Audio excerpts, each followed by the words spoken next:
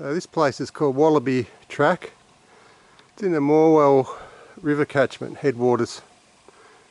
What you're looking at here is a plantation of shining gum.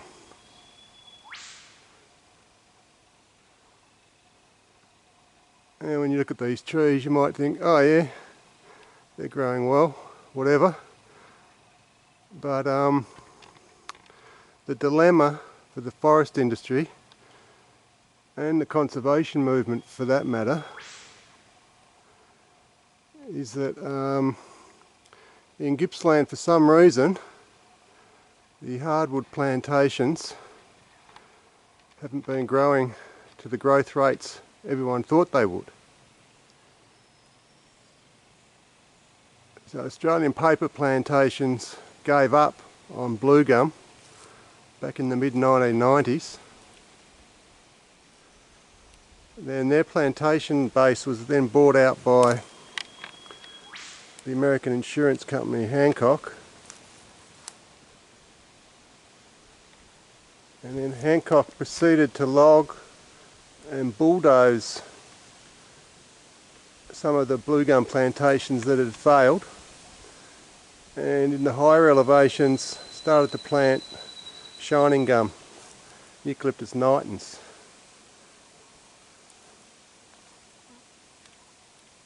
Now they were planted under the guise that being trees that like higher elevations, they'd grow well in the higher areas of the Strzelecki's.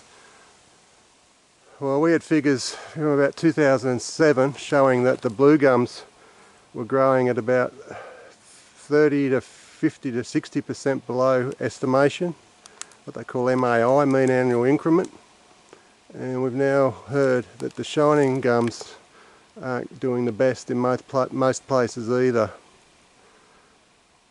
So the dilemma for the forest industries is that these were the plantations that were supposed to feed Maryvale pulp mill, and the dilemma for the conservation movement is they were banking on these plantations to be logged to ease pressure on native forest, which is also getting hammered. And so for at least almost 30 years the environment movement's mantra has been plantations, plantations. No one has questioned what happens when the plantations don't grow. And here you're looking at a E.Nitens plantation. It's probably 10 years old. They were estimated that they were going to be logged at 14 years of age. So this is almost due to be harvested. A lot of the trees are like matchsticks. And you know, what sort of growth after a decade is that? So the big furphy is that these plantations aren't going to save your native forest. The other ecological problem is these plantations, under industry and conservation movement rhetoric, will remain plantations forever. So this forest area will never get a break from harvesting. What we understand is Hancock is up to now is probably planting radiata pine on areas that were hardwood, because they can export that to China and it grows better. There's another shot of the shining gum there.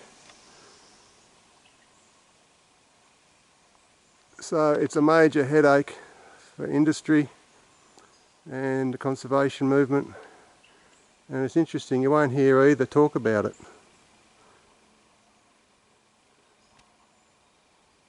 The other big problem with yield is fire. Hancock lost a third of their shining gum in the 2009 fires in one afternoon. So all the estimates that the pulp mill was going to run on plantation hardwood is a furphy, and no one's even looking at the fact that the pulp mill has increased its take from native forests since about 2005-2006 because of the failure of blue gums in the Gippsland region.